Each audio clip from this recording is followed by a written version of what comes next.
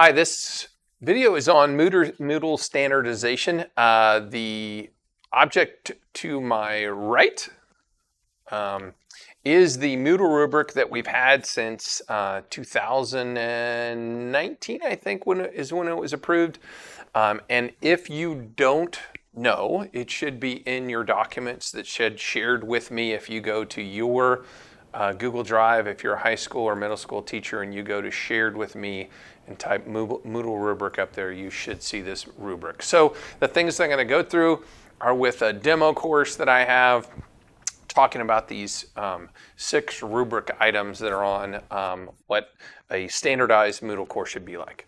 And so I'm going to walk through these items kind of one at a time, and some of them kind of work together as well.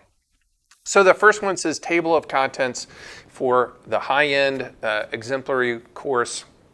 Sections are broken into small logical topics that encompass a definitive learning goal, and the top has little to no content. So what does that mean?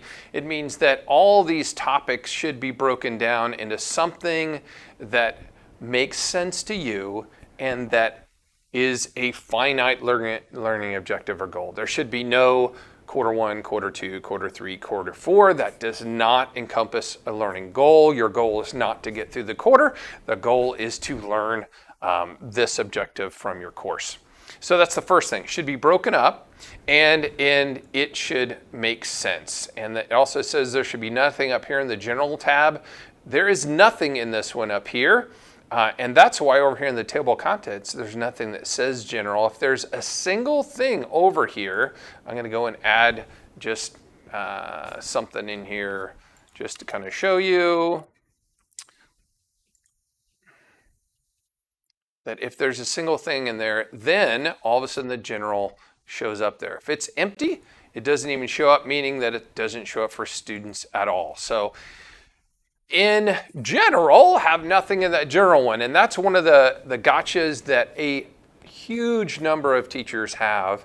All of their course information up there, and it takes students a mile of scrolling down to get to their actual part of the course that they're on. So that's number 1 is that. And then number 2 says the topic areas. Sections only include activities and resources pertinent to that section, and labels enhance graphics and color make it easy to find and locate information. Oh, I should go back to the table of contents. I did not finish that. The other thing is that all of them are named, and I unnamed some of these. You can see it says topic 1, topic 2, then it starts with chapters. Many teachers think that as long as they have the name in there on a label or in the header, that's good enough, but then it doesn't show up here in the topic. So really, for instance, for this one, I'm going to go ahead and edit this topic, and instead of having the name up here, I'm going to take that out. I'm going to put the name in here in the topic. So if I just hit the little pencil right there and paste that name right in there and hit enter, now, I have to refresh in order to see that. It shows up here, course overview / class introduction, however you want to say it. That's where teachers should put their overall information about the class. That's where my syllabus is, my contact information, all that stuff is in the class introduction / course overview. That's where I put all those things together at. So again, I'm going to fix topic number 2 here. Same thing, it's got the name here in the header. I'm going to go ahead and hit edit the topic. I'm going to take that out of there and hit save. And then up here, I'm going to click my pencil and I'm going to put that in there instead. And now if I turn editing off, you can see now it says my course overview, chapter 1, chapter 2, chapter 3. That's the idea of using the table of contents well. It should be in order that your course flows, and there shouldn't be a general section, and those sections should be small, not huge. I should be able to get through a certain section by just looking at that one, not by scrolling forever and ever through one individual section. I should be able to click on that It should collapse right down to it. And if I looked at this view as a student, you can see that there's very little in there then once I go there that way. I'm going to go back and go to me. There we go. So that's the number one thing on the rubric, is to use the table of contents. It should be to be standardized in the top left-hand side of your class, with the calendar being the top right. Those are the only two things that are required for a standardized course as far as setup. Table of contents, top left, calendar, top right. And then down the middle should be our items, and they should all be named, and none of them should say topic. They should be in order. If they get out of order, it's not that big of a deal. You can drag a whole section up. Oh, I gotta hit the whole course in order to see that. I can drag a whole section up to move the section. You can see it right there. Or if I've got them way out of order and I want to go down here to this one, I can click on it, and then it will show all of them, and it says you want it to go after which section. I can click on it to make it reorganize it that way as well. That's another easy way to reorganize those. Okay, so we've gone to topic areas. Only include activities and resources that are pertinent to that section, and labels enhance the graphics and organization. That's one of the things that I'm going to go to switch role to clean course view so you don't see all the junk. One of the things I have in mind is they're all set up the same, in that at the top of any one chapter, it has my ICANNs, a self-assessment, and then it says chapter instruction. I have any reading under that. Chapter activities, I have all the activities over that, and then my tests and my intervention activities. All of them are organized the same way, and I'm not saying this way is the best way. I'm just saying when students are in my course and they go between chapter 1 and they go to chapter 2 and they go to chapter 3, they all are organized with the same basic organization. These are labels that are used to organize it so that it's not just a flat line of stuff sitting in my Moodle course. They can see what's what. And I could use colors and other graphics and pictures to break those things up if I wanted to. That's completely up to you and what you consider aesthetically pleasing. But whatever way you do it, it should be organized in a way that students get comfortable in your course and they know where those things are. Course overview, the topic section, the top one should have some kind of course overview, which I already showed, which includes classroom teacher contact information, classroom rules, and a syllabus. And the exemplary side is that it could include graphics and videos in there as well. So everyone needs to have a section like this that has the information students need to know on there. Assignments. The baseline is that all assignments and grades are included in the online gradebook. Everything that you do and assign should be in Moodle so that the grades show up in Moodle and the students see what they're in Moodle. That's the baseline. It says, note, any Moodle activity can be used as a classroom assignment, not simply the assignment activity. There's lots of other ways to do activities.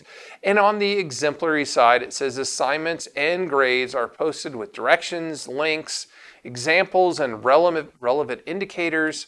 Assignments include dates due to show on the calendar, and assignments are engaging and include graphics and color. So what that's saying is that when you create an assignment, if it doesn't show up on your calendar, students don't know when it's due. So if this, for instance, was an assignment, which this is a classroom activity, but if it was an assignment, then I would want to make sure that assignment showed up on the class calendar. So when we create, I'm going to go and create an activity here. When we create an activity, and yes, I'm going to throw it up here because I'm going to delete it as soon as we're done. Let's say I create this assignment. Not only should I put the assignment name in there, but I should put a complete description saying what the assignment is so students always have the directions, to include possibly graphics and videos in there for the exemplary side. But I should also put down here a date so it shows up on the calendar. So it defaults 1 week from when I went in here, by the way. And you can hit the calendar and say, hey, this is going to be due on the 19th. And I don't have anything in here, so it's Not going to work. And if I save and return to course now, over here on this course calendar, oh, I'm looking at July instead of August, there is that assignment that students could click on and then go directly to that assignment and see what the assignment is. That's what it's saying there when it says that assignments include dates due that show up on the calendar. You have to put an assignment in for it to be a date in for it to be considered an exemplary one, because we want all those things to show up for the students so they see them when they come in as upcoming activities. They know when the due dates are. They know when things are due.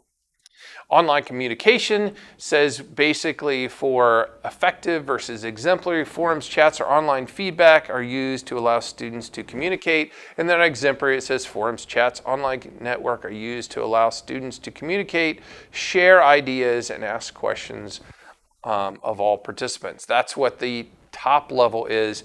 And then the last thing down here in differentiation is the course includes links to provide optional instruction for different levels of students. And on the exemplary, the course automatically differentiates items for students. What does that mean exactly? And I'm going to show you on my computer hardware class example of what that means of automatic differentiation. If we go, I'm going to go ahead and go down to chapter 3 because I know I did it down there. I'm going to go to the test down here and show you here's my two tests for this. They're called fights because my class is gamified. This fight is automatically seen. It says restricted, not available unless you've done the pre-test and you are not a 504 IEP student. It's hidden if you are a 504 IEP student, and it's visible if you're not a 504 IEP student. And this one is exactly the opposite. It's hidden unless you are a 504 IEP student. So all my mainstream students see this test, and all my 504 and IEP students see this test. And you can have that be true of any one of the activities. You can have it automatically differentiate. Now, when the students come into it, they see Chapter 3 fight. And these students see Chapter 3 fight. They don't know there's a difference, but in actuality, this one has a third to a half the number of questions to allow those students more time. And those questions automatically read to them to allow them that extra differentiation and the ability for students that are limited readers to have the question read to them so that I'm not giving them a reading test, I'm giving them a content test in the class. So that's it. Those are the basic items in the Moodle rubric, and the basic Moodle organization follows right along with most of the items on that rubric, saying that in my class, I'm going to go ahead and switch role again so it's cleaned up. In my classes, I use the table of contents. I have it broken up, and in my case, I have it broken up into 10 different chapters. The students only see the progress where they're at, so when they come into the course, they only see this one. And when they're finished with the course introduction, this one opens up. So students can't see everything at one time. That's one thing that's not really on the rubric that really probably should be added. Only those sections that students are at should be visible. The table of contents is in order that the class flows, and all of those things make sense. And when you click on them, there's nothing up here in the general tab. When I go to Chapter 1, all I see is all the things with Chapter 1. I'm also using labels to differentiate and break out those items within the chapter so it's easier to find. And when they're in the chapter, the only things they can see, which kind of goes along with this right here where it says the sections will include activities and resources pertinent to that section, kind of visible right now for the students. They would not come into Chapter 1 and see all these things. They actually would only see that one until they read the ICANNs. And after they read the ICANNs, they would be able to take the self-assessment. And after they take the self-assessment, they can see the chapter book. and the first assignment, which is for that chapter. It says, hey, the objectives of chapter 1 listed in the I can statement is it is to understand the basic parts of the CPC. Please watch and read section 1 before taking this quiz. So they'd click on that, and they're brought right into the first video and section of reading on my course, and they would not see any of the other items until they accomplish that. So that's part of opening things up so students don't get overwhelmed. I guarantee you, any of my students, if they came into this chapter and saw all this at the first time, a lot of students immediately get into that shutdown mode. Oh my gosh, it's too much. I'm not going to be able to get through all this. But when they only see one thing, and they do that one thing, and oh, one more thing came in. One thing at a time doesn't oversaturate students, but obviously showing all those things at one time could.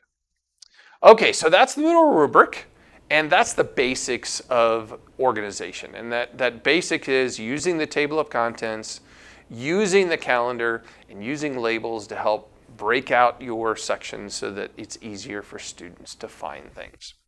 And that's really the basics of organizing your Moodle course.